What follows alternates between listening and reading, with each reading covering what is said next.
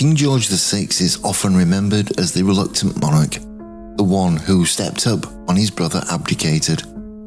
The quiet strength behind Britain's war years, but behind that stoic public image was a man under enormous pressure, and sometimes it showed. In 1949, George was seriously unwell. He was being treated for an arterial blockage in his right leg, and according to royal biographer Hugo Vickers, the king was in real danger of losing it. Now the good news is that by December of that year, he was recovering, but that didn't make things easy. Confined to bed, George was a challenging patient, restless, irritable, and as Vickers put it, it is hard to keep amused and occupied, which is where the story takes a darker turn. It was during this period, when the king was frustrated, bored and recovering, that his temper got the better of him. According to Vickers, the king's Hanoverian temper, a royal trait that had been present for generations, came out in full force. At one point, in a fit of anger, he reportedly kicked a corgi across the room at Windsor Castle. Yes, you heard that right. The King of England kicked a corgi. It's shocking, but it paints a more human and more troubled picture of George during this period. Ironically, his surgeon James Learmonth had warned him to avoid stress. Too much psychological or physical strain, he said, could trigger another thrombosis. But for a man who never wanted the crown in the first place, stress came with the job. Throughout this, his wife, Queen Elizabeth, the future Queen Mother, was at his side. She picked up the royal duties he couldn't manage, and she supported him privately and publicly, and she kept the household and the monarchy running. This isn't the version of King George VI we often see in the history books, but it's part of the truth. A king under pressure, in pain, and losing control and lashing out, and it wouldn't be the last time. Love Tudor scandals? Well, join my Tudor Secrets Challenge, a free 7-part email series with true stories, royal betrayals, and a free gift each week. Sign up at the link below. Now, let's get back to this week's story. But it wasn't all tension and outbursts. Queen Elizabeth, later known to the world as the Queen Mother, had a special way of managing her husband's darker moods, and she could do it with a single word of criticism. There's a moment described by Hugo Vickers that shows this. During one of George's famous gnashes, his short, sharp fits of temper, Elizabeth calmly reached for his arm, lifted it in the air like she was taking his pulse, and simply said, "Take, take, take." It was light, it was clever, and it worked. Now, while his leg had been saved, George's health problems were far from over. His doctors were facing another battle, this time against a different kind of danger: cigarettes. George was a heavy smoker, lifelong, habitual, and by heavy, I mean 50 cigarettes a day. That's about 8 hours a day spent smoking, and eventually, it caught up with him.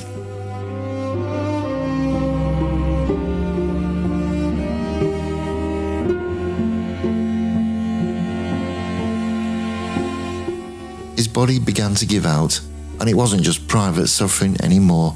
His decline started to show in public. He struggled to keep up with his duties, and that's when Princess Elizabeth, his daughter and heir, began stepping in. Bit by bit, she took on more and more of the royal workload. In May 1951, George made a rare return to the spotlight. He opened the Festival of Britain, his first major public appearance in months. But it took a toll, and after that he was forced into another extended leave from public life. One of the clearest signs of his worsening condition came just a few months later. The King of Norway had been due to arrive for an official visit, and everything was in place. But hours before the meeting, the entire visit was suddenly cancelled. The reason? George just wasn't well enough to carry on. The king was slipping away, and behind the palace doors, preparations were beginning for what would happen next.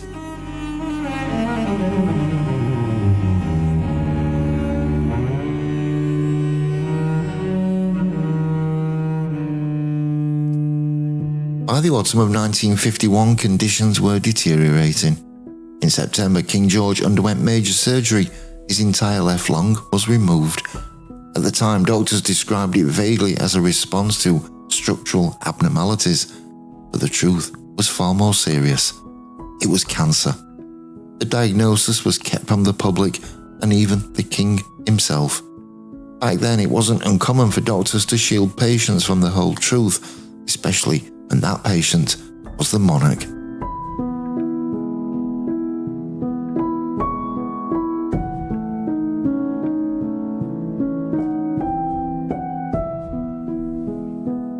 Despite the severity of the operation, George did rally. For a while, it looked like he was on the mend. But just 5 months later, in February 1952, he died suddenly in his sleep. The cause, a coronary thrombosis, a fatal blood clot in the artery. It was a shock to the country, to his family, and especially to the daughter who had just left his side. That daughter, of course, was Princess Elizabeth. On the 31st of January 1952, just 6 days before her father's death, George had made what would be his final public appearance. He stood at London Airport, waving her off as she and Prince Philip began a long Commonwealth tour in his place. He looked well, not vibrant, not fully recovered, but well enough. His wife, Queen Elizabeth, and his younger daughter, Princess Margaret, were also present. The family said their goodbyes on the tarmac and climbed to a rooftop to watch the plane disappear into the clouds. It was a quiet and dignified farewell, and none of them knew it would be their last. 6 days later, while on safari in Kenya, Elizabeth received the news her father was gone. And in that moment, without ceremony, without preparation, she was queen.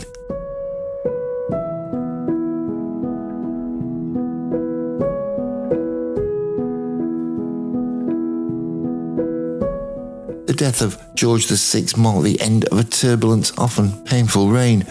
A man who never wanted the crown, who smoked through stress, who carried the scars of war and pressure, but who held his country together through one of its darkest chapters.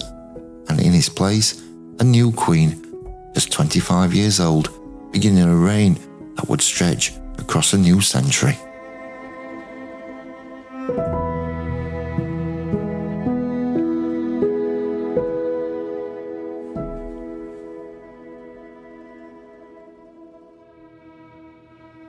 When news of the king's death reached Princess Elizabeth in Kenya, the tour was cancelled immediately. She was just 25 and now queen. There was no time to prepare and no time to return quietly. She boarded a flight back to London as the new sovereign, but there was one small, striking detail. She had no black clothing with her, nothing to mark her mourning. This moment led to a change in royal protocol. From then on, members of the royal family were required to travel with black clothing, just in case. A quiet but powerful lesson learned in the shadow of sudden grief. George VI had never expected to wear the crown. He was the second son of George V, christened Albert after Prince Albert, Queen Victoria's beloved husband. And to family and friends, he was always Bertie. Bertie had been a shy, sickly child. He stammered badly, and for years he lived in the shadow of his older brother, Edward, charming, glamorous, and at least on the surface, born to rule. But when Edward abdicated in 1936 to marry Wallis Simpson, an American divorcee, Bertie had no choice, and he became king.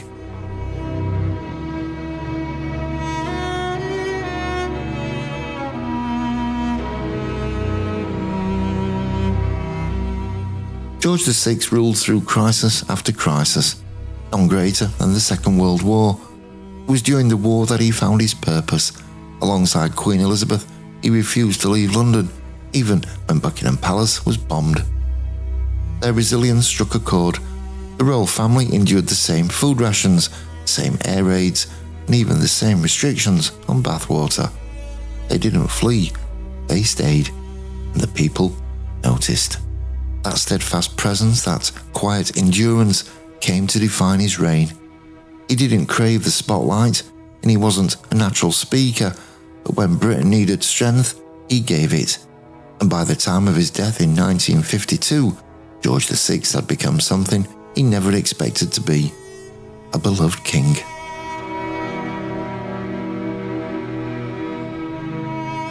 If you'd like to support the channel and find all my links, just scan the QR code on screen. It'll take you to Patreon, social media, and even my books. Every bit of support helps me keep making videos like this. Even a thumbs up or a comment on the video increases its chances of being seen by more people. Now I really appreciate you being here, so thanks for watching.